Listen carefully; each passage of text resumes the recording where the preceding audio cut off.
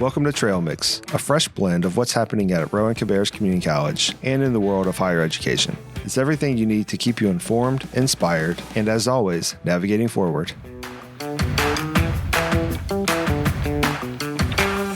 What if you could pick up sewing, explore photography, learn American Sign Language, get your notary certification, or complete a motorcycle safety riding course, all right down the street? Or if you have kids in your life, what if they could spend their summer learning to weld or becoming comfortable with speaking in public? Today we're talking about the personal enrichment programs at Rowan-Cabarrus Community College and why there's truly something for everyone. Welcome to this episode of Trail Mix. I'm your host, Carter Wingfield, and with me today are two people who know these programs inside and out. Welcome Dr. Tricia Staggers and Tabitha Harrison to Trail Mix.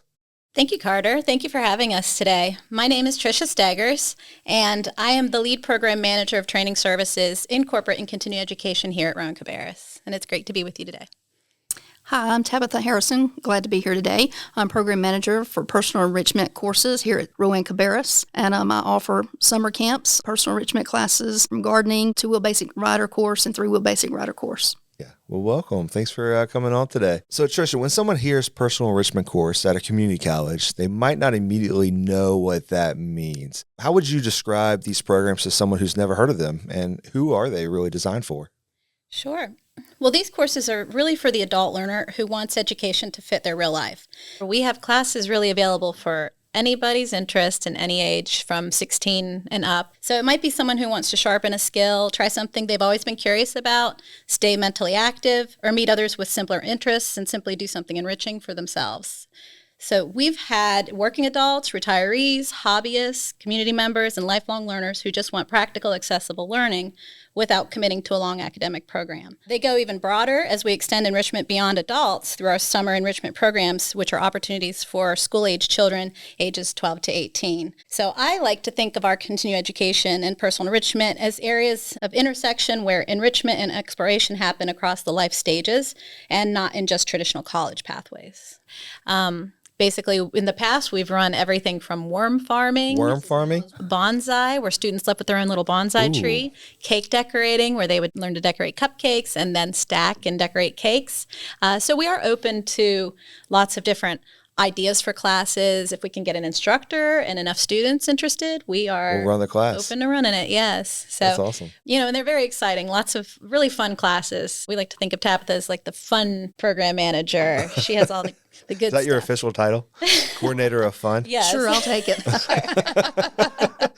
So, Tabitha, do you have any examples of something that someone might sign up for?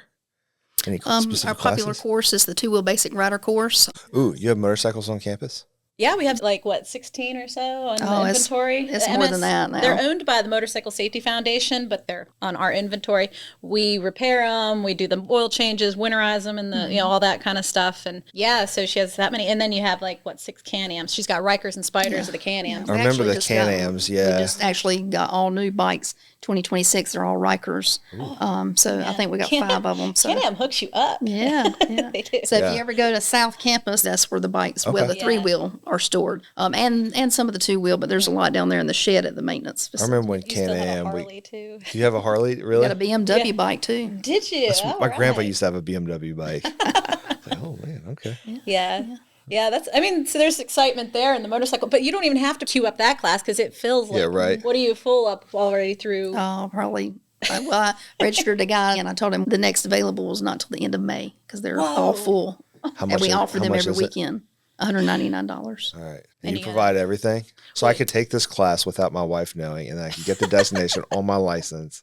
Be like, all right, should be totally on board Use with our bikes, so you don't have to. You just got to bring your own riding gear, which some of that you just have to have gloves, long sleeve, long pants, high top tennis shoes, helmet, but we do have some loaner helmets if you don't have a helmet to keep that hid from your wife. Sunglasses or prescription glasses or face protection. The visor. Face shield if you got that on your helmet. If you guys are ever on campus on a Saturday, go check it out. We stopped by for some photos when Can-Am first came on. As I guess they're like a sponsor or we're accredited. Yep. Mm-hmm. Folks are always seeking this class because it gives them a DMV waiver card, meaning that when they go to the DMV to obtain their motorcycle endorsement, that card waives the road test. So they only need to take the written and knowledge test. If they want to get their license under the age of 18, they have to do the class, right? That, like, I think that's how the DMV works. They can't just go to the DMV and do the skills test if they're 16 or 17, but they can come to us. Yeah, and I'm not sure on that. I've not heard that. And then there was another benefit about the insurance reduction or whatever if you take the class. Yeah, the good thing about that, you can get a discounted rate on your insurance if they take the class with us, the motorcycle basic rider course. Again, those classes, like, you almost like don't want to promote them, but they are the ones that, because they get that certification, they don't have to bother with the DMV. Right. You know, that's why they like that class so much. That's awesome.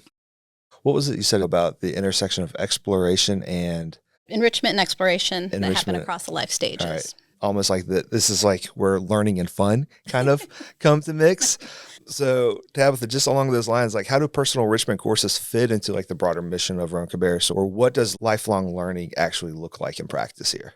Well, a lot of our courses, they are personal enrichment. And it may be a hobby course, but this allows students to come in and go out and make side money from doing that. Sure. And then we have courses that we offer that lead to a credential, such as the Introduction to Early Childhood. This is offering a curriculum, but the content course or continuing education course is a lot cheaper than the curriculum. So students can get this course in 4 weeks versus the 8 weeks or 16 weeks, and allows them to go into the daycare and obtain a job quicker. Than doing the curriculum course. And a lot of times that's all some people are looking for at the time. Yes, that is correct. Even if it's just like a temporary, just to get going, and then plan on taking, like you said, the curriculum classes at a later time. But yeah, it's a great way to just get a head start or to get your feet wet or just explore hobbies to find out if this is really what you want to do. Right. Yeah. And a lot of students are coming in and they want something quick so they can get out there and get to work or, get the hobby under their belt so they can maybe start a small business. But most of our students that I work with are coming in, they're wanting something short-term versus long-term, like a curriculum course. Right. And also, a lot of people don't realize that you don't have to have a high school diploma to take a continuing education class. So I like to always share that because a lot of people think you do, or that you have to apply to the college, and you do not. These are one-off, separate from our curriculum classes. You can just come in, sign up just to explore it, check it out. So outside of the traditional college pathway. Right. And another question I get a lot of times that is different from curriculum is a continuing education class. Payment is due upon registration. Okay. So Yeah. And just to kind of clarify, how low is the cost for some of our classes? What do they start at? Well, there's 3 different tiers versus that comes from the state. We have a $70 class, a $125 class, or a $180, and it's based on hours. So a 0 to 24-hour class is going to be $70. And then classes may have a book or something, so it could have an additional fee, but that's the standard price. And then a $125 class is 25 hours to 50 hours. And then the $180 classes is anything over 50 hours, whether it's 51 or 200 hours, it's going to be $180. Okay. But self-supporting classes, though, have a little different fee structure. She has to incorporate the instructor costs, the supplies. Still a great deal. Oh, yeah, for sure. They even go beyond personal enrichment to more professional enrichment as well. So while notary doesn't necessarily fall in the enrichment area, it's a wildly popular class. Probably certify up to 1,500 notaries in 1 year. So 1,500? Yeah, up to. We've done about 1,000 or so. So we run those programs, those all the time, and it basically just gets somebody their notary public certification. So they can, again, it could be like a side hustle where they're signing and notarizing documents, or maybe it's just an add-on to their existing job if they work at an automotive place or something. So we have a wide variety of options for folks. Yeah. Are these graded, or are they just pass-fail, or is it you just kind of get out of it what you For continuing education courses, there's 2 grades, a satisfactory and unsatisfactory. Okay. Unless it is a class that leads to a credential, like Intro to Early Childhood. That class, because it leads to a credential, they get an A, B, C, or D grade. Okay. What's your favorite class that you get to work with? I like the sewing. The sewing? Yeah. So far, that's been good. And even though it stays busy, I guess that's why I like it so well, is the 2-wheel basic rider course, which I like that. For one is, believe it or not, we've had folks who've come in and been riding for 20 years and think, oh, I got this, I know this, blah, blah, blah. And they've left on their evaluation because we give students an evaluation to complete. And they'll write on there, I've ridden 30 years and I've learned so much in this class about safety and things that I didn't know. Yeah. For example, I had a evaluation. One of the students even wrote, I appreciated the criticism because it taught me so much. So what a great attitude. A great mind frame. And our instructors don't mean to criticize, but they're just training them to be safe when they're on the road riding. So So you'd rather have your pride hurt a little bit learning something new in class than have an actual accident on the road. Mm-hmm. Absolutely. Sure, yeah. So well, that's awesome. Do you have a favorite class, Tricia? Oh, in the past, cake decorating was super cool to me because, like, the instructor would bring cupcakes the first day, and students had to bring the piping and all those things at their supplies, and they would decorate a cupcake and take it home. And then the next class, the students were instructed to bring 2 8-inch round cakes to the class, and then they'd learn how to stack and do all that they could have baked the cakes themselves or bought them, plain like that. So they learned how to stack and do that. That was really cool. I think that the cake decorating was one of my favorites that we'd offered. And then sign language, because personally I sign, and I love seeing the students' eyes light up whenever they learn the new signs and retain them and remember them and say that they ran into somebody who was hearing impaired and they were able to help them communicate. Yeah. So those are exciting. The worm farming caught my ear, and like, if we can find a way to bring that back, sign me up. Hey, you learned everything from how to, make the fertilizer and everything to shipping worms out of state. Okay. Like, all the things in that class. It was pretty interesting. That sounds great. Yeah. Well, put me down for that once it opens back up. Okay. Carter for worm farming. So, Tabitha, can you walk us through what a typical personal enrichment course actually looks like? Like, what kinds of things would somebody be doing on day one? What might they expect to walk away with by the end of it? I'll give you an example of my basic sewing class. When students Which come in. we get a lot of interest on sewing. Like, Yes. we monitor the social media. Whenever we post about sewing, it blows up. Yes, Yeah. yes. So, yeah, let's talk about sewing. Sure. When students come in, Uta Lentz, who is the instructor, goes over a short PowerPoint just to kind of get them started on a few details. But after that, they jump right in and begin sewing, using patterns and stitching. But once they leave the course, they've made something, whether it's clothing, or I know with my summer camps, she usually uses patterns and makes a bag, a carry tote for the kids, and also some kind of shorts, or she even allows the students to bring in their own pattern to create some kind of clothing or quilt. Really? So, yes. One student, she wants to be a seamstress, and so she does her own project. It's kind of like she's really? really good. Tutoring. Yeah, it's kind of preparing her to go into a business of being a seamstress if she wants to. So Yeah. Okay. And we provide the sewing machines, but they could also bring their own as correct. possible. Yes. Bring your own sewing machine. Okay. So, yeah, so a lot of the supplies, are they included in the sign up, like the sewing needles, yarn, or not? I guess it's thread. It's not yarn. We're talking knitting here too. So, all things fabric. Right. Currently, we do have some fabric that we're using. It was donated by an individual. So we have 2 tubs of fabric that we're currently using. But students who want to work on their own project, whether it's a quilt, a dress, or whatever, they bring in their own pattern and their own cloth. But we do have containers of cloth that they can use. Okay. And then skill level coming in, not just sewing, but just kind of across the board. Do you have different classes for different skill levels, or if somebody's complete novice to whatever it is that they're interested in? Photography might be a good example. Are there different tiers of skill level for somebody interested in taking classes on photography, or something along those lines? We would love to offer a second course. Unfortunately, we haven't had enough interest to offer a second course in photography, and so we can just go with the basic digital photography. We did try to offer 2 this time because the instructor has found in some of her classes she's had advanced students and beginners, and that was hard for her. Yeah. And so we tried to do an intro to digital photography this semester, and also a digital photography class. And the digital photography, of course, didn't make, and so we had 2 registered for it that we moved them to the intro. But I don't know that it was where they should have been, but they were willing to take the class and took the class. So. Yeah. We try to make it designed for somebody who's beginning the exploration of that hobby or profession, but also customizable and expandable to various levels of students that might be entering. Sign language is like that as well. So what kind of feedback do you hear from people who've gone through these programs? Is there a story or moment that really stuck out with you? Sure, I have a couple. So participants typically gain a combination of tangible skills and meaningful personal benefits. On the skill side, they might leave with, new communication abilities, greater confidence, safety awareness from motorcycle, etc. But just as important are really their personal outcomes. So we often have seen these courses really create a connection between family members, friends, and really across generations. So one of the things that really stands out to me is how often these classes become a shared experience. In a couple sign language classes, we've seen family members take the class together simply because they wanted to learn a meaningful skill side by side, and because they had a family member who was hearing impaired. So that was a meaningful experience for them. In another case, we had a mother and her daughters enroll together for the purpose of it being a bonding experience for them, and it really created a special memory.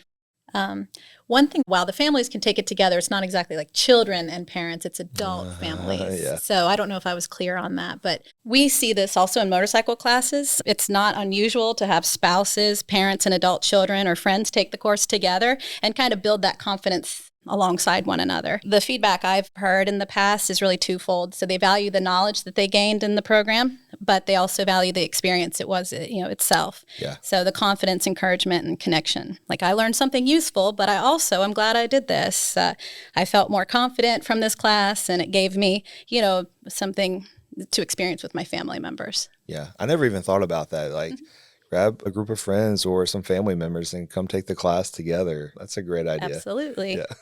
Give it as a gift to your friends. Yeah, especially, if you do the sewing class as a family, and then come birthdays, everybody gets something something that they made for each other. So that's great. Tell us about the Ed2Go classes. Ed2Go courses, they're completely online. So folks who enjoy taking online, you can take them in your own time, because a lot of the classes are self-paced, meaning you can work on your own time. But we have two different kinds. We have a career and individual courses. The career leads to credential or certification, such as CompTIA A+. We used to offer that on campus, but we were constantly canceling the classes. We couldn't get enough students. And so now if a student calls versus sending the student away saying we don't offer that, I direct them to the Ed2Go site. And I do that with a lot of classes. And Ed2Go offers a lot of stuff that we don't currently offer. Like, one popular program that we offer is veterinarian assistant. That's a very popular program with Ed2Go. Project management, courses like that. And the career courses are a little more expensive than an individual course. They can be $1,000, $2,000, and $3,000. It just depends on what kind of course it is. Courses run from $90 to $300. Like, if they want an Excel class, if we don't have an Excel, they can take an Excel class through Ed2Go. They have a slew, it's a library, probably 500 or more courses that if we don't have it here at Rowan-Cabarrus, they can go to the Ed2Go website and find it there. Nice. Let's move on to summer enrichment camps. So Tabitha, for a parent or a guardian or somebody who's hearing about this for the first time, what kinds of camps are available for kids, and what ages are they designed for? Anything they should know about the experience? This year we have the basic sewing camps. We have welding camps, which is a popular camp each year. I think I got a student registered for welding, and his mother put in the notes in there that he took it last year. So, yeah, welding would be awesome. And also this year we've a new one, and it's been very popular so far with registration, is effective public speaking. Yep. And so the camps this year are running from ages 12 to 18, and it's just depending on the camp. For like welding, it's 9th grade and up, of course, that need to be in that. And just another bit of information, when they go into welding, they allow the students to make a project that they actually weld and put together. I've seen airplanes. I think they did an airplane last year, or a helicopter actually, and it might have been an airplane the year before that. But they do actually get to make their own project. So. Okay. So the students in some of these welding summer camps are making their own projects. You get to take it home with them. Yep. Okay. But that's the camps we're offering this summer. But we have offered drone technology in the past. We've tried to offer a brain escape room, or it's called Brain. The curriculum that they used is an escape room. And then last year we offered a construction camp. Yes. We didn't have a great deal of students that registered, but it was really good. They got to make a birdhouse in that camp and learn how to build a wall for a home. Yeah. So. Okay, great. A lot of hands-on stuff. Yes. Nice. We've also run some entrepreneurial type camps and things like that for kids. Hopefully in the future we might do some of that. Like, they've had babysitting camps where they get their, certification, lifeguard camps, things where kids can kind of gain an extra skill to start their own side hustle, starting a lawnmower business or something. Yes. So we might work in conjunction with our small business center and see if we can get some entrepreneurial focused camps for the kids. I love it. My son comes to me. Seems like he comes every month with this new great business idea. And I'm like, all right, well, let's see. Yeah, this sounds like a great place for him to explore that a little bit. Yep. And move in that direction. So, and again, this goes like what we were talking about earlier with adults exploring some of these personal enrichment classes. These are just opportunities for kids at a low cost to be able to try out different hobbies, different experiences, figure out if it's a passion that might turn into a career. Just like the adults. Yeah, exactly. So what makes Rowan-Cabarrus' summer camps different from other options that families might consider? What's the value that we bring at the community college for that experience? Well, you get to expose the kids to the community college environment a little early, so get them excited about education. We do try to kind of arrange camps so that they aren't in direct competition with, Parks and Recreation and some of the other school systems that run their summer camps as well. Times, offerings, prices are all kind of customized to our student base. So it really gives the students a little exposure to higher education at an early age. Is there a flat cost for these camps, or is each one different? Each camp is different. It just depends on what it is. They range from $90 up to $180. I think that's the max of the camps that I've offered. How long are these camps? They're 1 week, Monday through Friday. The welding camp is 8 to 12, but all the other morning camps are 9 to 12 or 1 to 4 in the afternoon. Okay. And a couple different options of a couple different weeks throughout the summer? Mm-hmm. Okay. I try to plan a different camp each week throughout the summer, and our camps usually start in June. Okay, great. And different locations as well. Yes. Different campuses in both Rowan and Cabarrus County. Yeah. Who do you find to run these camps? For like the welding, it's our own instructors here at Rowan-Cabarrus. Okay. They do that as the summer and enjoy it. And then Uta Lentz, who teaches the sewing for me, she actually works in the public school system. Okay. So she does this during the summer because, she's 10-month. And so it helps her out to get extra cash during the summer. So, and she's also a seamstress on the side, so she enjoys doing it and teaches the kids a lot of things about quality sewing. Camps taught by quality instructors. Yes, that's right. At a great price. Yes. Yeah, awesome. All right. So if somebody's listening right now and thinks like, hey, this sounds like something I would love to try, what are the steps for them to take to sign up for one of our personal enrichment courses? Can you walk us through exactly how one would do that? Sure. You could visit our website, Rowan-Cabarrus Community College, www.rccc.edu.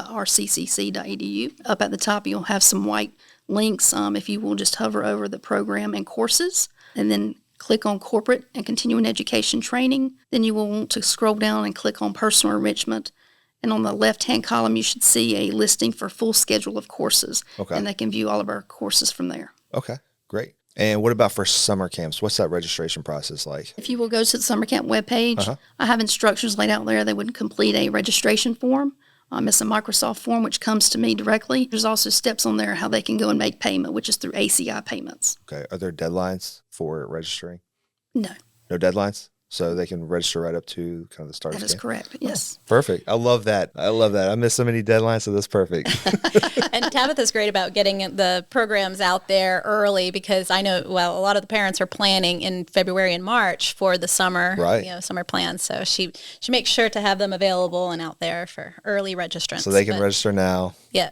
They can register the week before. Right. So we try to make it as easy as possible. That website is www.rccc.edu/summer programs. And for the page that Tabitha was talking about for personal enrichment courses, it is just www.rccc.edu/enrichment.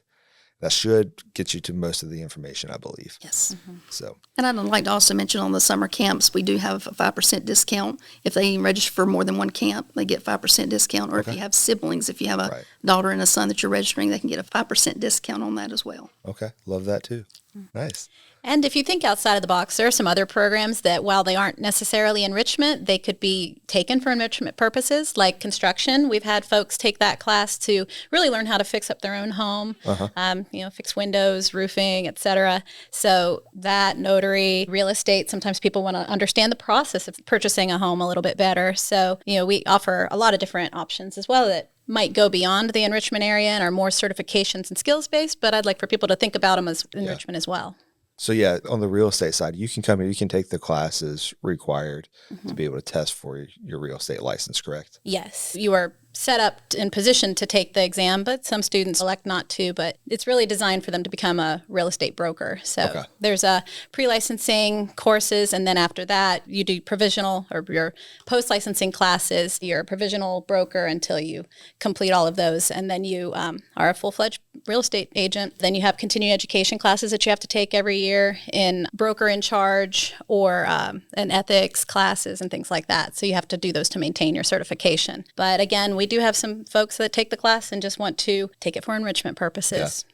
Lifelong learners. Lifelong learners. Yeah. Well, this has been a really great conversation. So I would say, if you're an adult listening and you're looking to pick up a new hobby, or if you're a parent searching for something for your kids to do this summer, see what we've got going on here at the college. I think we've got something for everybody. So thank you, Tabitha Harrison and Tricia Staggers, for walking us through all of this today. Thank you. Thank you. Like I mentioned earlier, if you're interested in some of these personal enrichment courses, you can find out more information at www.rccc.edu/enrichment. And for our summer enrichment camps, that website is www.rccc.edu/summer programs. And as always, follow us on social media for the latest updates.